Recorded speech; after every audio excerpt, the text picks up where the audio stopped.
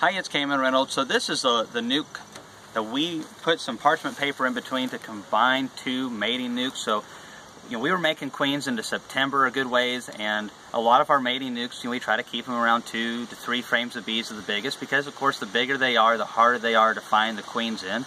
We find a lot of queens and we're pretty good at spotting them, but it just takes more time and more resources, more frames. And these bees, they think this whole bee yard is just for their own amusement and everything. You mean cats? What did I say, these bees? Yeah. Whatever. Bees are what I do. I'm not a cat person. Kathleen's a cat person, even though I end up doing all the feeding and babying these cats. So let's get into this nuke. We combined two mating nukes that are about 3 frames strong each. And I think the combination went really well. And it's fairly late in our season. It's second week of October. It is pretty cool. They're going into this entrance right here, and they drop down. This is a really handy thing for a small colony. We're going to probably show you how to build one. They're very easy this winter when we have some more extra time. We're going to try to do a lot of builds. A lot of this stuff is very easy to make yourself if you have just a couple tools. Okay, out of the way. You're going to get stung, cat. All right. So this is a real fancy hive right here. I've got a telescoping cover, and then we've got the inner cover right here. Look at that right there. That looks pretty good. I think the combination went really well, and we're going to be feeding them as well. So in the last video, there was not a frame over here, and so I took a full frame of honey and stuck it over here from a bigger colony. So that's going to help them out a little bit, but they're going to need more for sure. Let's go on down just a little bit. Yeah, look at all those bees. We got the apivar strip down there in the middle. This looks pretty good, so I really think together, as long as they have enough feed,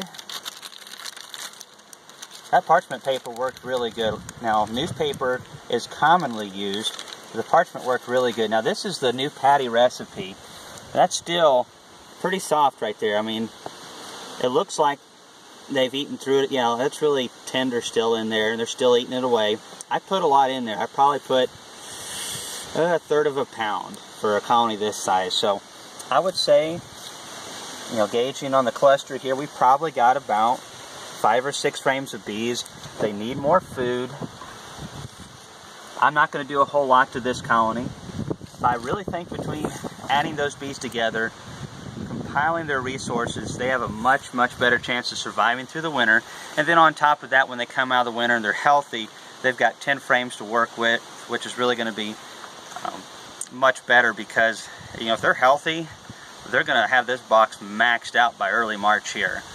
And then we'll need to add more space. Well, I don't know what we're going to do, because I don't have any more nuke boxes. Maybe we'll build some this winter and just have this hive as totally a 5-frame nuke skyscraper, a really tall hive, and just have some fun with it. That sounds pretty cool.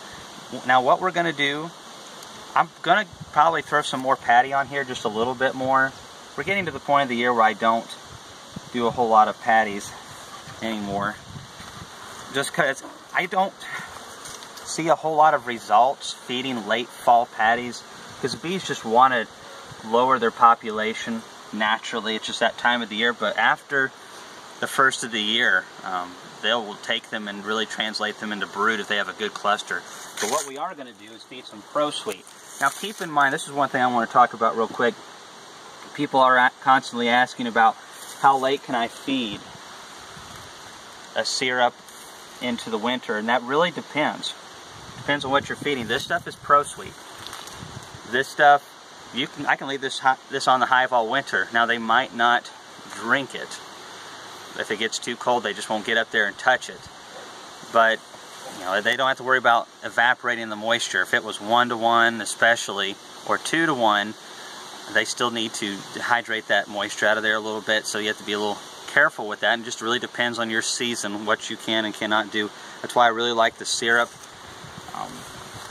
If anyone's got any locations for where you can get Pro Sweet or a good thick syrup feed, leave it in the comment section below. I'd like to be able to find some good areas for people around the country, because I only know the areas around here, but we get ours in Clarkson. But I want to leave that on there. I'll probably keep feeding this colony till November, that syrup, and then if we feel like they need a little bit more, and I know we're going to be doing this at least in one video, we're going to be doing a couple methods of either sugar bricks or mountain camp sugar, and showing you how easy that is and how well that works. And we can get into our colonies pretty much all year round here.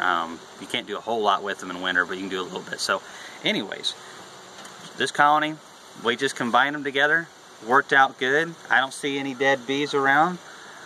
We just took 2 little colonies and made them a nice sized cluster, so I'm pretty happy. Always, thanks for watching the videos.